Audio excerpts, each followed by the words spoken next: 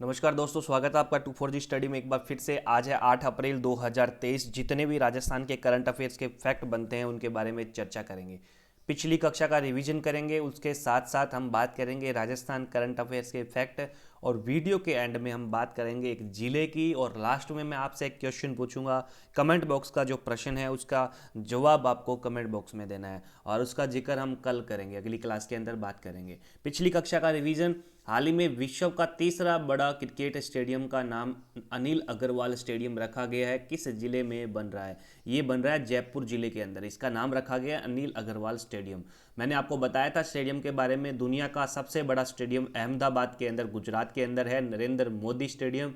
और दुनिया का दूसरा सबसे बड़ा स्टेडियम मेलबर्न में, ऑस्ट्रेलिया में। और दुनिया का तीसरा सबसे बड़ा क्रिकेट स्टेडियम जो है वो अनिल अग्रवाल स्टेडियम जयपुर जिले में बनने जा रहा है। कंचनार चौधरी का संबंध किस जिले से है? जयपुर जिले से है। हाल ही में भारत सरकार की योजना नगर वन योजना के तहत किस जिले में नगर वन बनाए जाएंगे? जयपुर के अंदर 2 नगर वन है वो बनाए जाएंगे। राजस्थान में राजकीय भवनों पर फिजिबिलिटी के आधार पर वाटर हार्वेस्टिंग स्ट्रक्चर कितने जिलों में बनाए जाएंगे?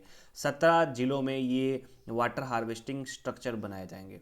राजस्थान सरकार जयपुर, जोधपुर, अजमेर, कोटा सहित अन्य शहरी क्षेत्रों के लिए सिटी ट्रांसपोर्ट कंपनियों को एकीकृत कर किसका गठन करेगी? राजस्थान सिटी ट्रांसपोर्ट कॉरपोरेशन का गठन करेगी। तो ये पिछली कक्षा का रिवीजन। पिछली कक्षा में हमने काफ़ी कुछ डिस्कशन किया था राजस्थान करंट अफेयर।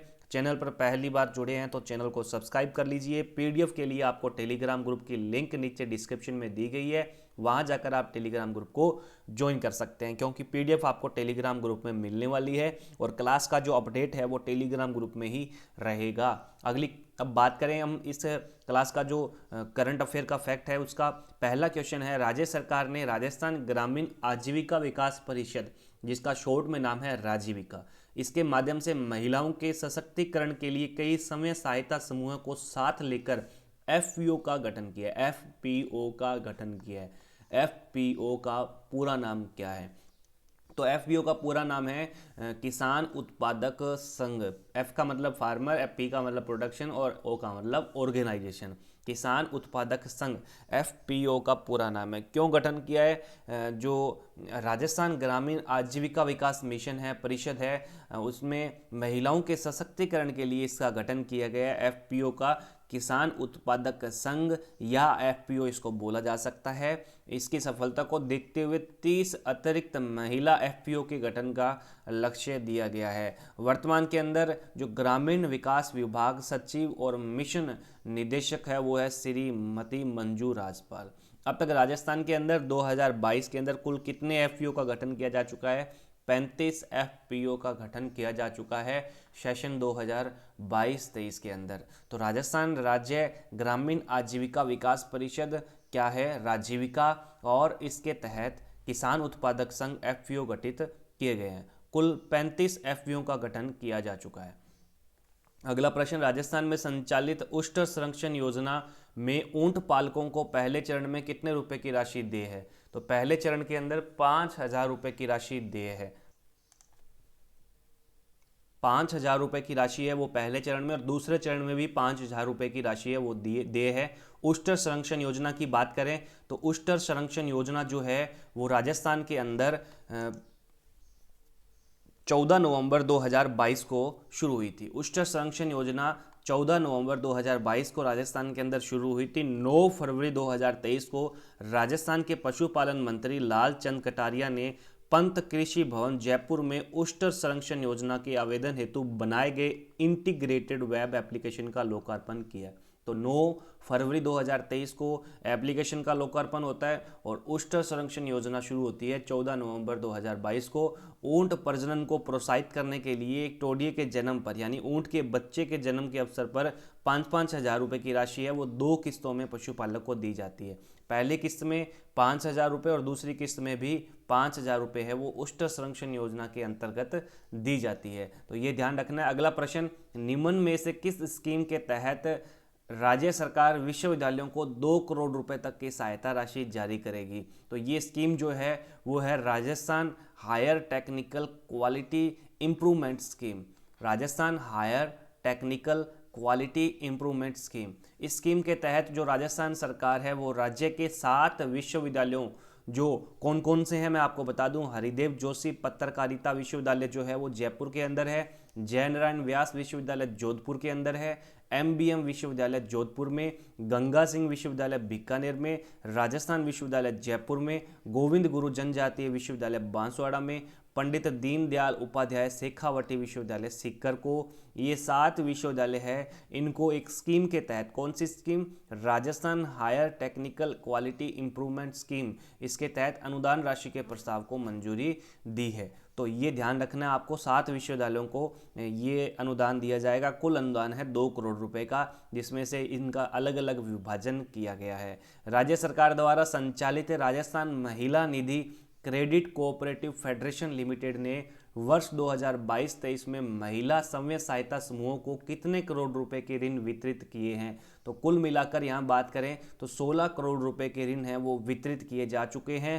किनको? जो महिला स्वयं सहायता समूह हैं उनको 2022-23 के अंदर किसने वितरित किए हैं? राजस्थान महिला निधि क्रेडिट कोऑपरेटिव फेडरेशन लिमिटेड ने ये 16 करोड़ रुपए जो है उसका ऋण जो है वो वितरित किया है। कितनी महिला स्वयं सहायता समूह हैं? 1920 महिला स्वयं सहायता समूह हैं, उनको 16 करोड़ रुपए का ऋण वितरित किया जा चुका है। किसने? राजस्थान महिला निधि क्रेडिट कोऑपरेटिव फेडरेशन लिमिटेड। अब महिला निधि की बात करें तो राजस्थान के अंदर महिला निधि की शुरुआत होती है। योजना की शुरुआत जो है वो राज्य के 15 जिलों में हुई थी, 2023-24 में पूरे राज्य में लागू कर दिया। और महिला निधि के जो सीईओ है, सीईओ मतलब मुख्य कार्यकारी अधिकारी जो है वो श्री RS जोधा है। वर्तमान वित्त वर्ष में महिला निधि के माध्यम से उपलब्ध ऋण पर राज्य सरकार 8% का अनुदान दे रही है। इसके क्वेश्चन की हमने पिछली क्लास में बात की थी। जो 8% का अनुदान है वो दिया जाता है, अच्छे से हमने किया था और फिर दोबारा से यहाँ फिर से आ गया ये। तो राज्य सरकार द्वारा संचालित राजस्थान महिला निधि क्रेडिट कोऑपरेटिव फेडरेशन लिमिटेड के द्वारा ये ऋण जो है वो वितरित किया जाता है। आज की क्लास का जो जिला है राजस्थान का वो है पाली जिला। शुभंकर की बात करें तो शुभंकर है पाली का। तेंदुआ पैंथर जिसको बोला जाता है, परिवहन कोड RJ 22, 967 ईस्वी के अंदर चौहान वंश की स्थापना होती है। प्रॉपर पाली की स्थापना का कोई मेंशन नहीं है। उपनाम पालिका और वाणिज्य नगरी भी कहा जाता है। पर्यटक स्थल कौन कौन से हैं? जेतारन के अंदर जैन तीर्थ है और जेतारन का युद्ध भी यहाँ हुआ था। किन किन के बीच में हुआ था जेतारन का युद्ध? मालदेव और शेरशाह सूरी के बीच में। शेरशाह सूरी और मालदेव के बीच में जेतारन का युद्ध होता है। ये अप्रोक्सीमेटली बात करें तो 1544 के अंदर ये युद्ध जेतारन का युद्ध होता है। जेतारन सुमेलगिरी का युद्ध भी इसको कहा जाता है। अगला जो पर्यटक स्थल है फालना। ये फालना कहाँ पर है? पाली के अंदर है। फालना पाली के अंदर है और यहाँ पे राजस्थान का प्रथम स्वर्ण जैन मंदिर स्थापित है फालना पाली में। सादड़ी की बात करें तो सादड़ी के अंदर ज़्यादा कुछ नहीं है, 1-2 गुफाएं हैं और पार्श्वनाथ का जैन मंदिर है। सोजत पाली के अंदर है। किसके लिए प्रसिद्ध है? मेहंदी के लिए प्रसिद्ध है। मेहंदी के लिए क्या प्रसिद्ध है? सोजत पाली। और उसके बाद में बात करें आहुआ कहाँ पर है? पाली के अंदर। आहुआ जो है 1857 की क्रांति का प्रमुख केंद्र था। 1857 की क्रांति का प्रमुख केंद्र था किसका? मारवाड़ का प्रमुख केंद्र आहुआ। नाडोल की बात करें तो नाडोल भी पाली के अंदर है। यहाँ पे आशापुरा माता का मंदिर है और ये प्राचीन राजधानी कहीं ना कहीं रही है नाडोल। घाणेराव की बात करें तो मूंछाला महावीर जी का मंदिर यहाँ पे है। पाली का पता ही आपको, जो पाली प्रॉपर है। यहाँ पे मैं बात करूँ तो पाली के अंदर एक मरुधरा लोक कल्याण मंडल बना हुआ है पाली के अंदर, तो ये ध्यान रखना है। मरुधरा लोक कल्याण मंडल पाली के अंदर है और सर्वाधिक 8 जिलों की सीमा स्पर्श करने वाला जिला जो है वो पाली है। जोआई बांध है, ये भी पाली के अंदर है और मारवाड़ का इसे अमृत सरोवर कहा जाता है। मारवाड़ का अमृत सरोवर किसे कहा जाता है? जोआई बांध को कहा जाता है। पश्चिमी राजस्थान का सबसे बड़ा बांध है जोआई बांध है। रणकपुर में भी जैन मंदिर है। दरगाह पीर मस्ताना बाबा ये भी पाली के अंदर और सोमनाथ का मंदिर भी यहाँ भी है पाली के अंदर। तो ये ध्यान रखना है। पाली के मैंने शुभंकर, परिवहन कोड, उपनाम और पर्यटक स्थल जो है प्रमुख उनके बारे में बताया।